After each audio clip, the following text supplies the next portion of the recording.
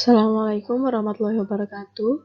Perkenalkan, nama saya Yuwita Nur Indasari dari kelas ESK NIM 401190329.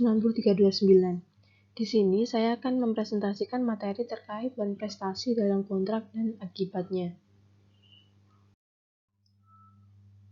Yang pertama, Exceptio non admittandi contractus, doktrin pembelaan terhadap tidak dilaksanakannya kontrak. Menurut Ridwan Syahrani, Exceptio non admittandi contractus adalah tangkisan yang menyatakan bahwa debitur tidak melaksanakan perjanjian sebagaimana mestinya justru karena kreditur sendiri tidak melaksanakan perjanjian sebagaimana mestinya. Bila mana debitur selaku tergugat dapat membuktikan tangkisannya, maka ia tidak dapat dimintakan pertanggungjawaban apa-apa atas tidak dilaksanakannya perjanjian tersebut. Lalu berdasarkan istilah hukum Belanda Indonesia, prinsip ini diartikan sebagai sangkalan dalam suatu persetujuan timbal balik yang dikemukakan oleh suatu pihak bahwa pihak lawan juga berada dalam keadaan lalai dan dengan demikian tidak dapat menuntut pemenuhan prestasi. Doktrin Exceptio non admittandi contractus merupakan suatu tangkisan yang mengatakan Anda sendiri belum berprestasi dan karenanya Anda tidak patut untuk menuntut saya berprestasi. Eksepsi ini dikemukakan untuk melawan tuntutan kreditor akan pemenuhan perikatan, tapi tidak berarti bahwa kreditor dapat dikatakan berprestasi, karena posisi kreditor sendiri adalah pihak yang berhak atas sesuatu dan kemungkinannya sangat kecil bila kreditor yang malah justru tidak mau menerima prestasi yang diserahkan oleh debitor.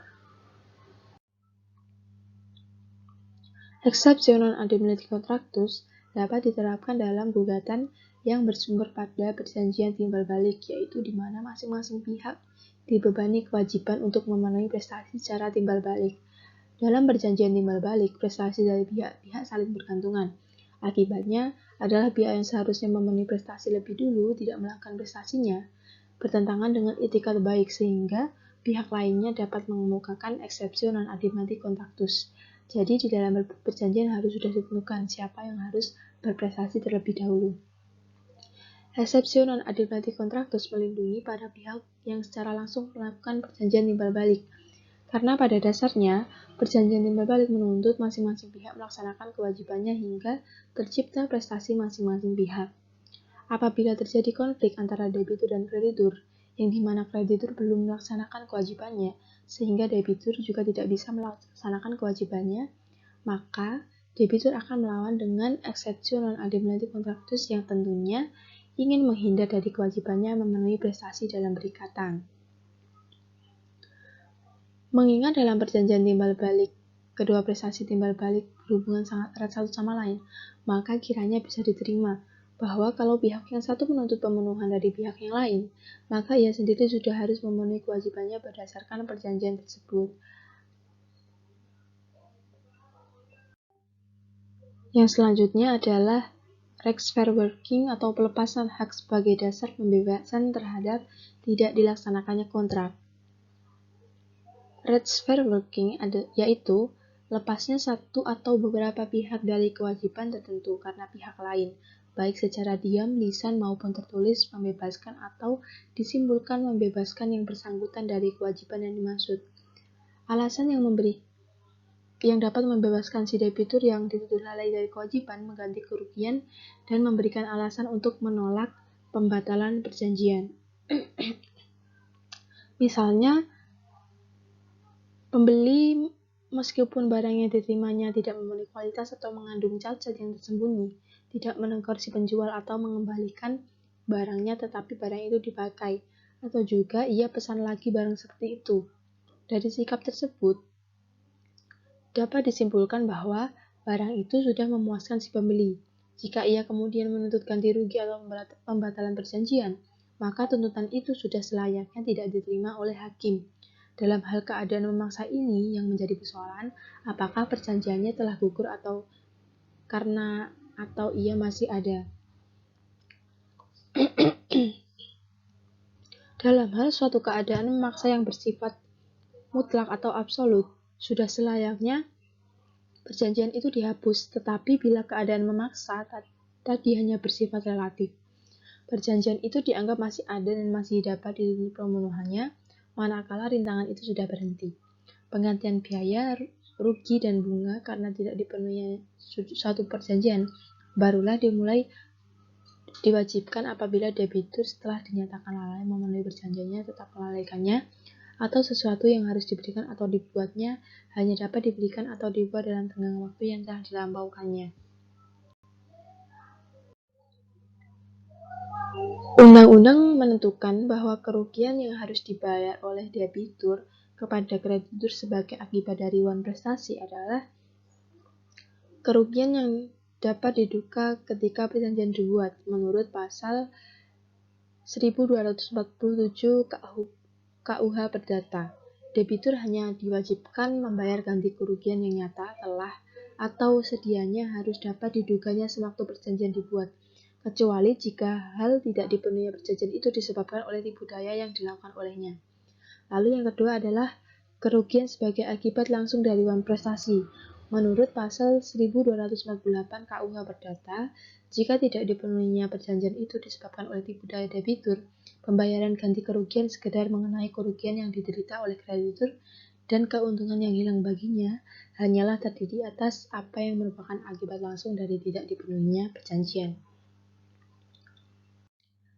Dalam perkembangannya, suatu somasi atau teguran terhadap debitur yang melalaikan kewajibannya dapat dilakukan secara lisan, akan tetapi untuk mempermudah pembuktian di hadapan hakim, apabila masalah tersebut berlanjut ke pengadilan, maka sebaiknya diberikan peringatan secara tertulis.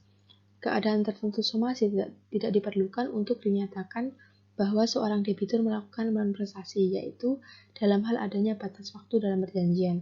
Prestasi dalam perjanjian berupa tidak berbuat sesuatu, debitur mengakui dirinya wan prestasi.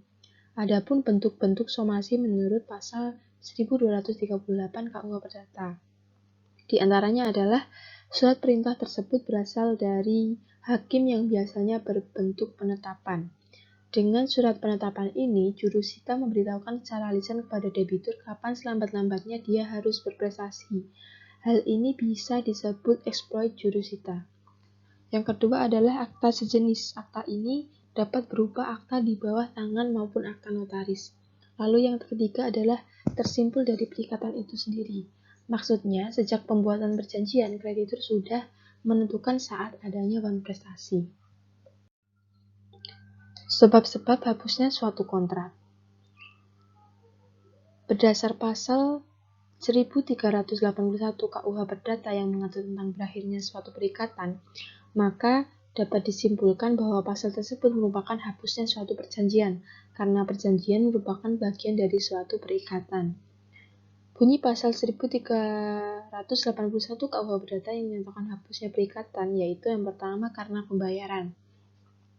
Adalah setiap pemenuhan hak dan kewajiban para pihak dalam perjanjian secara sukarela. Berdasarkan pasal 1382 KUH Perdata, dimungkinkan menggantikan hak seorang kreditur atau berpiutang. Menggantikan hak seorang kreditur berpiutang dinamakan subrogati. Lalu yang kedua adalah karena penawaran pembayaran tunai diikuti dengan penyimpanan atau penitipan, yaitu suatu cara pembayaran yang harus dilakukan apabila si berpiutang atau kreditur menolak pembayaran utang dari debitur. Setelah kreditur menolak pembayaran, debitur dapat memohon kepada pengadilan negeri untuk mengesahkan penawaran pembayaran itu yang diikuti dengan penyerahan uang atau barang sebagai tanda pelunasan atas uang debitur kepada panitera pengadilan negeri. Lalu yang ketiga adalah karena pembaruan utang. Adalah suatu pembuatan perjanjian baru yang menggantikan suatu perjanjian lama.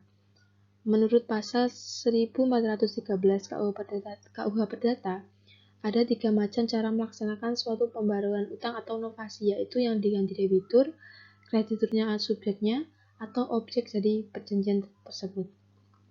Yang keempat adalah karena perjumpaan utang atau kompensasi, yaitu suatu cara penghapusan atau pelunasan utang dengan jalan memperjumpakan atau memperhitungkan utang piutang secara timbal balik antara kreditur dan debitur.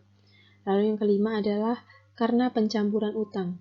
yaitu apabila kedudukan sebagai orang berpiutang atau kreditur dan debitur berkumpul pada satu orang, maka terjadilah demi hukum suatu percampuran utang dengan nama utang piutang itu dihapuskan.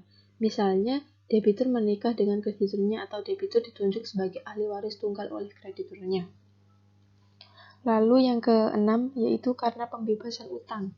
Menurut pasal 1439 KUH Perdata, pembebasan utang adalah suatu perjanjian yang berisi kreditur dengan sukarela membebaskan debitur dari segala kewajibannya.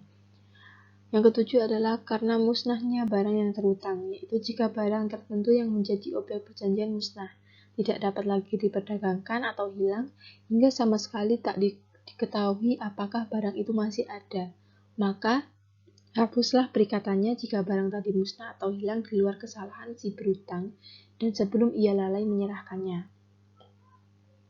Lalu yang kedelapan adalah karena kebatalan atau pembatalan. Menurut pasal 1446 KUH Perdata adalah pembatalan atas perjanjian yang telah dibuat antara kedua belah pihak yang melakukan perjanjian dapat dimintakan pembatalannya kepada hakim bila salah satu pihak yang melakukan perjanjian itu tidak memenuhi syarat subjektif yang tercantum pada syarat sahnya perjanjian. Lalu karena berlakunya suatu syarat batal. Menurut pasal 1265 KUH Perdata, syarat batal adalah suatu syarat yang apabila terpenuhi menghentikan perjanjian dan membawa segala sesuatu kembali pada keadaan semula seolah-olah tidak pernah terjadi perjanjian. Dan yang terakhir adalah karena lewatnya waktu.